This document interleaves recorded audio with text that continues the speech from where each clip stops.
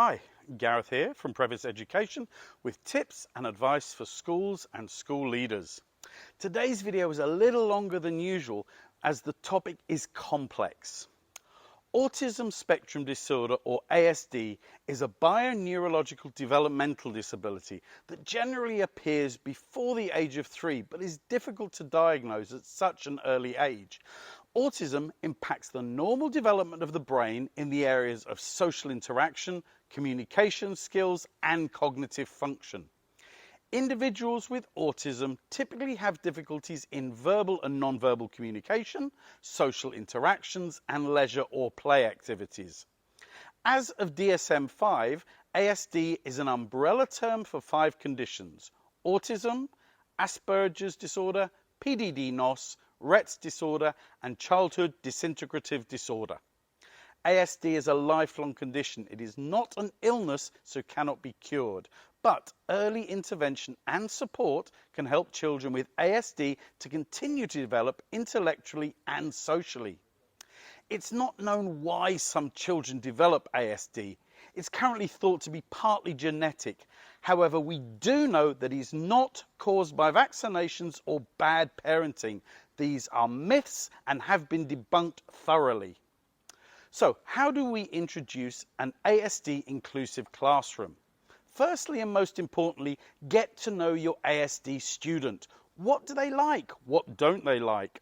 What form does their autism take? Do they have sensitivity issues, either hyper or hyposensitivity? How severe do they display? ASD can range from quite mild symptoms to severe mental retardation. Are they comorbid?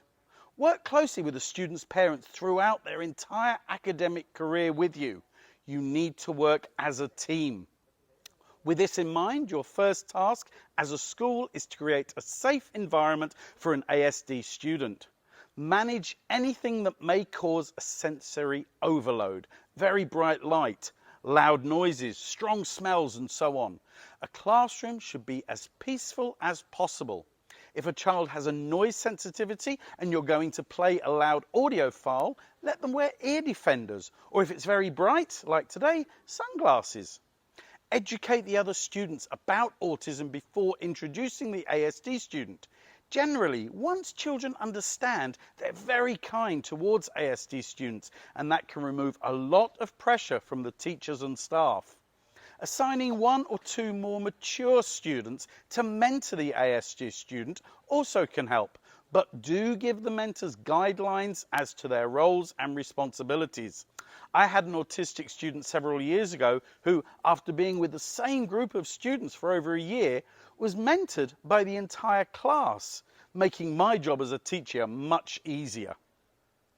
Autistic children do not respond well to change. Therefore, create routine and structure. Ideally, sit the autistic child center column and second row from the front. I found this was the perfect spot to reduce distraction and also monitor their well-being. Ensure there are visual representations of schedules and rules. For older students, this can be a simple timetable. For younger students, a pictorial representation for each lesson, including break and lunch times. Make sure you warn them, though, of special events that may break this routine well in advance. And, if possible, work with the school to give them a few minutes warning of fire drills. It may freak them out. Autistic children are unable to express emotions, and this can lead to a build-up of tension and anxiety. I use the traffic light system with all my SEN students, which can be a simple coloured card they place on their desk in front of them so it's visible to me. Green, I'm doing okay. Yellow, I'm a little bit anxious or confused. Red, I'm really bad and I need to get out. If I see a yellow, I begin to monitor the student closely and speak to them. And if I see any trigger signs or a red card, I remove the child from the location and, with a mentor, allow them to go somewhere peaceful or different until they calm down. After class, I analyse the antecedent to the anxiety and see if I can recognise any patterns in the antecedent and behaviour. It's useful to have direct contact with your school's pastoral care or counsellors so you can warn them when a child is on the verge so they can assist if need be. Differentiating teaching for ASD students requires a small amount of additional work, but the results outweigh the extra time. Use visuals as much as possible if your student has auditory processing issues, especially with primary level students. A lot of ASD students do, but not all, so make sure you know your student. Give oral instructions in as concise a manner as possible, and again, create step-by-step visuals for younger and more severe cases. Use concrete words and avoid idioms. Many ASD students struggle to understand abstract phrases and concepts. Use their special interest to your advantage. If they're into cars, use cars to teach subjects to them. They're much more likely to become engaged. Teach them social and emotional skills directly. From an early age, teach them to look into the eyes of others to greet them.